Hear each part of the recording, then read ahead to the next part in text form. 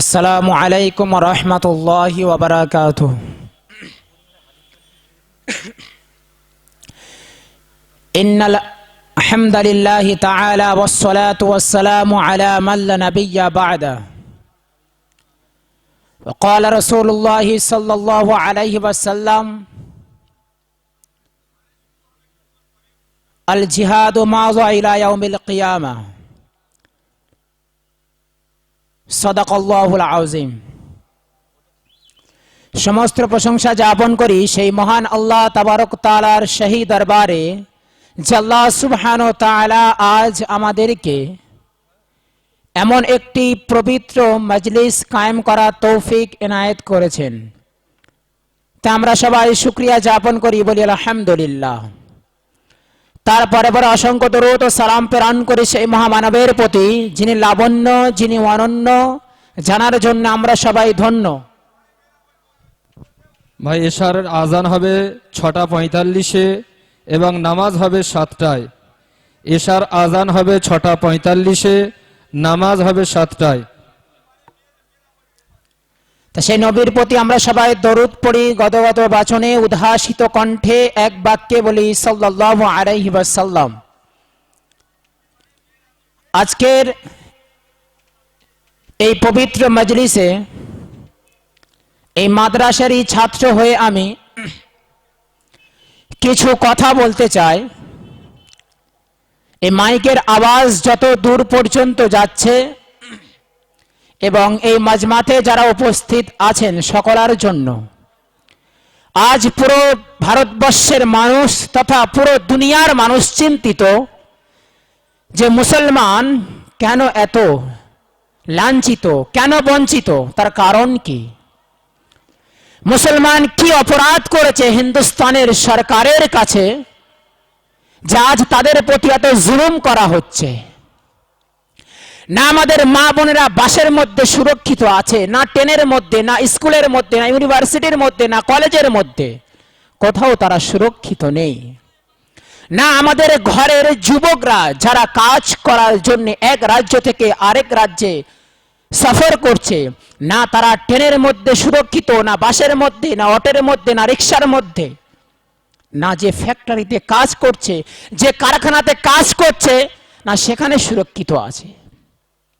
এমন কি অপরাধ করেছি আমরা হিন্দুস্তানের মানুষের কাছে, এমন কি অপরাধ করেছি আমরা হিন্দুস্তানের সরকারের কাছে যে আজ তারা আমাদেরকে এত খারাপ নজরে দেখছে? আজ তারা আমাদেরকে মিটিয়ে দেওয়ার জন্য পাহাড়ের অন্ধকার গভীরে আমাদের জন্য চক্রান্ত চালাচ্ছে, ফন্দি করছে মুসলমানদের কিভাবে বিতাড়িত করা যায়। তারা একের পর এক আইন প্রণয়ন করছে সংসদের মধ্যে। আজ আমরা সবাই অবগত যে এসআইআর নিয়ে পুরো মানুষ চিন্তিত। যারা ভারতবর্ষের স্বাধীনতার পূর্বে থেকে হিন্দুস্তানের মধ্যে রয়েছে আজ তাদেরকে ডকুমেন্টস চাচ্ছে যে তোমরা এই ভারতবর্ষের বুকে রয়েছো, তোমাদের প্রমাণপত্র কি? অথচ যারা আমাদের প্রমাণপত্র চায় তাদের ডকুমেন্টস ঠিক নেই, তাদের প্রমাণপত্র নেই, কিন্তু তারা ক্ষমতার জোরে আজ আমাদের কাছে প্রমাণপত্র চায় যে তোমরা হিন্দুস্তানের বাসিন্দা, প্রমাণ করো। আজ মুসলমান যদি এসআইআর থেকে মুক্তি পেয়ে যায়, কাল আরো একটি আইন প্রণয়ন করছে, কখনো এনআরসি, কখনো সিএ, কখনো এসআইআর, একটার পর এক। এর কারণ কি? মুসলমান কি অপরাধ করেছে? মুসলমানরা কি হিন্দুস্তানকে স্বাধীন করে অপরাধ করেছে? যে 1 থেকে 2 সপ্তাহের মধ্যে 50,000 আলেম ওলামা নিজের গর্দানকে দিয়ে, নিজের জীবনকে দিয়ে হিন্দুস্তানের মাটিকে রক্ত দিয়ে রঙিন করে দিয়েছিল, ইংরেজদেরকে বিতাড়িত করেছিল। আজ তারাই এই হিন্দুস্তানের মধ্যে সুরক্ষিত নেই। বড় আফসোস।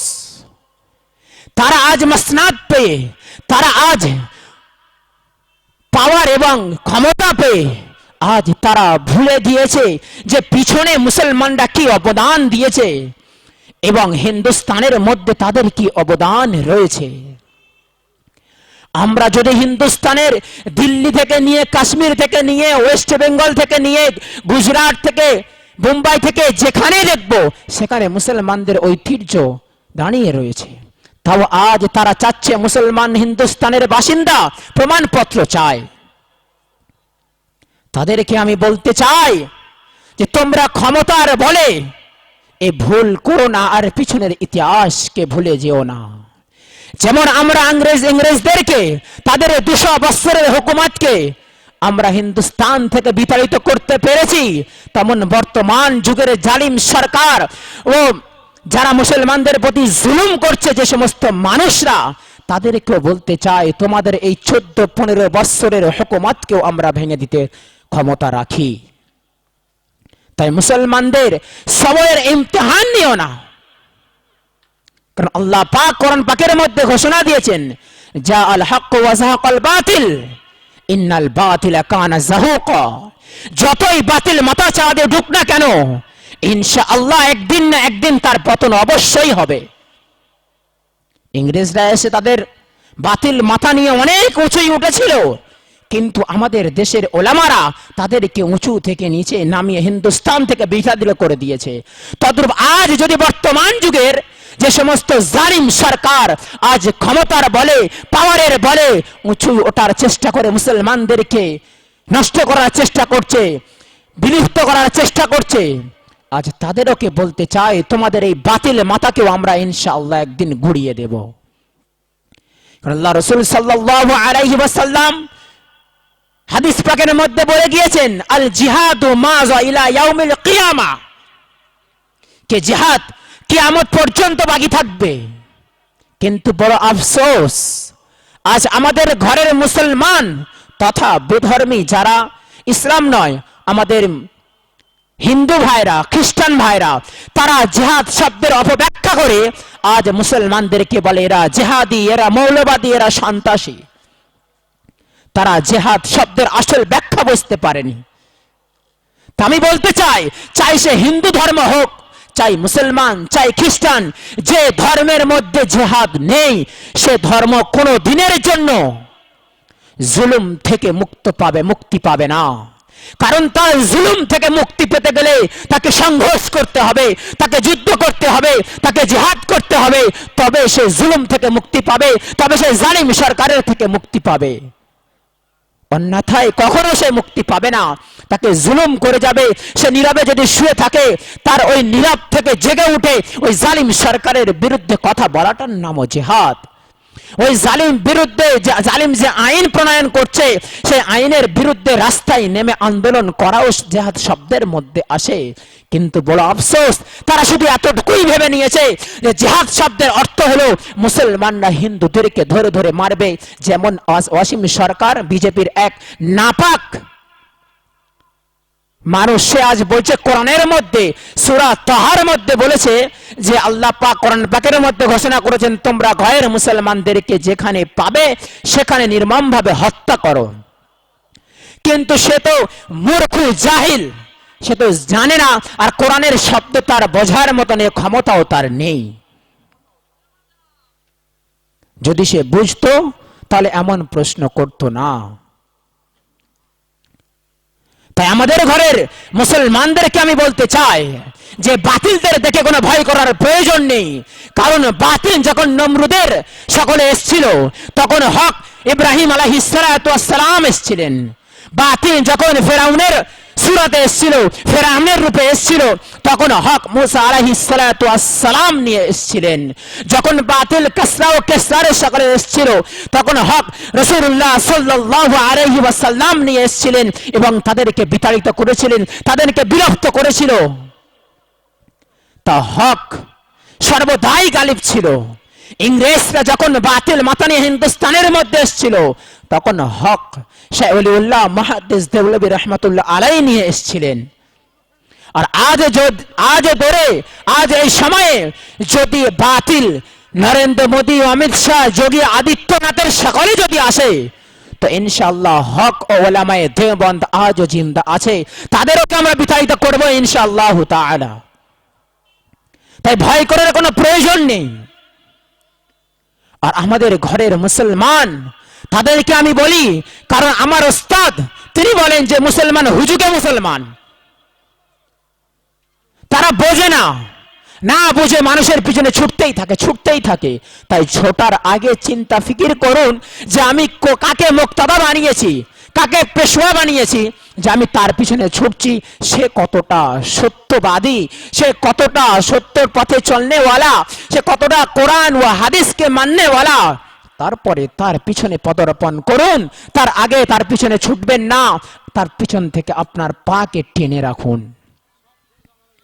কারণ কাল কিয়ামতের দিন আল্লাহ তাআলা এর হিসাব নেবে অবশ্যই, যে আপনি কেন না জেনে বাতিলের পক্ষ নিয়েছেন আর হকের বিপক্ষে গিয়েছেন। আর আমি ওই সমস্ত মুক্তাদারকে বলতে চাই, ওই সমস্ত পেশওয়া যারা নিজেদেরকে মুসলমানদের নেতা মনে করে, মুসলমানদের পেশওয়া মনে করে, যে তোমরা বাতিলের বিরুদ্ধে যাও আর হকের পক্ষে যাও, কিন্তু পরক্ষণে গিয়ে দেখা যায় ওই সমস্ত মুক্তাদা, ওই সমস্ত পেশওয়া তারা গিয়ে দেখি তারা ওই বাতিলের মসনদে বসে আছে, তারা বাতিলের সাথে এক টেবিলে বসে ব্রেকফাস্ট করছে। তাদের মতন মুক্তাদার থেকে আপনাদের হাতকে টেনে নিন আর সহি মুক্তাদাকে খুঁজে নিন, যে যাদের পিছনে ছুটলে আমরা শুধু দুনিয়ায় কামিয়াব হব না, কাল কিয়ামতের দিন পর্যন্ত আমরা তাদের পিছন ধরে, তাদের দামান ধরে জান্নাত পর্যন্ত পৌঁছে যাব। এমন মুক্তাদাকে খোঁজা আমাদের দরকার। আর ওই সমস্ত মুক্তাদারকে বলতে চাই যে আপনারা মানুষদেরকে ধোঁকা দিয়ে, তাদেরকে পয়সা দিয়ে, তাদেরকে মধু মিশ্রিত ভাষার দ্বারায় গ্রাস করে আপনাদের পিছনে আসার জন্য আহ্বান করবেন না। আপনারাও শুধরান আর হককে হক বলা শিখুন আর বাতিলকে বাতিল বলা শিখুন। হকের পক্ষে আসুন আর বাতিলের বিপক্ষে যান, অন্যায়ের প্রতিবাদ করুন আর সৎ কাজের আদেশ করুন। কিন্তু আফসোস আপনাদের দেখে তখনই লাগে যখন আপনারা আমাদেরকে বলেন যে হক পথে চলো আর অসৎ থেকে দূরে আসো, কিন্তু পরক্ষণে গিয়ে আমরা যখন আপনাদেরকে দেখি যে আপনারা অসতের সাথে আছেন আর সৎকে ছেড়ে দিয়ে অসতের সাথে চলছেন আর সতের বিপক্ষে গিয়েছেন, সত্যের বিপক্ষে গিয়েছেন। তাই মুসলমানদের একটাই কথা বলবো যে আপনারা হুজুকে চলবেন না। আমার শিক্ষক হযরত মাওলানা শেখুল হাদিস মুফতি জুবাইর আহমদ কাসিমি দামাত বরকাতুহুম তিনি বারবার আমাদের ক্লাসের মধ্যে কথাটা বলেন যে মুসলমান হুজুকে মুসলমান, যে এদিকে মানুষ অনেক চলে গিয়েছে, চলো আমরাও যাই, এতগুলো মানুষকে ভুল। আল্লাহ আপনার ব্রেন, বুদ্ধি সবকিছু দিয়েছে, আপনাকে বিবেক সম্পন্ন মানুষ হিসাবে সৃষ্টি করেছেন। তাই আপনি ভাবুন আপনার বিবেক দিয়ে যে কে সত্য আর কে মিথ্যা। আর ভয় করার কোনো প্রয়োজন নেই।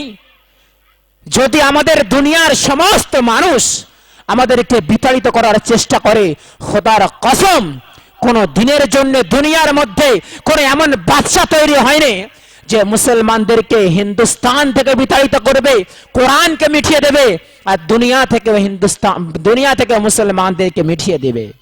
যে ডোনাল্ড ট্রাম্প কিছুদিন আগে ইরানে হামলা করার জন্য সবকিছু প্রস্তুত করে নিয়েছিল, আজ সে পিছনে হচ্ছে। সে নিজেই বলছে যে যদি ইরানের প্রেসিডেন্ট, ইরানের supreme leader Ayatollah Ali Khamenei যদি আমাকে মারার চেষ্টা করে, আমাকে যদি মেরে দেয়, আমি ইরানকে দুনিয়ার মানচিত্র থেকে মিটিয়ে দেব। যে যে আমেরিকা নিজেকে সুপার পাওয়ার মনে করে, আজ সে একটা 85 বছরের বুড়ো আয়াতুল্লাহ খামেনির সামনে মাথা নত করে দিয়েছে। তিনি হকের প্রতি রয়েছে আর বাতিলের সামনে মাথা নত করেনি। সে একটাই কথা বলে যে একমাত্র আল্লাহ তাআলা ছাড়া কারোর কাছে মাথা নত করব না। আর মুসলমানদের এই প্রতিজ্ঞা করতে হবে যে আমরা আল্লাহ তাআলা ছাড়া কোন জালিম বাদশার সামনে মাথা নত করব না। চাই সে নরেন্দ্র মোদী হোক, চাই সে অমিত শাহ হোক, চাই সে যোগী আদিত্যনাথ হোক, যেই হোক না কেন, মুসলমান কারোর প্রতি কোনো দিনের জন্য মাথা নত করবে না।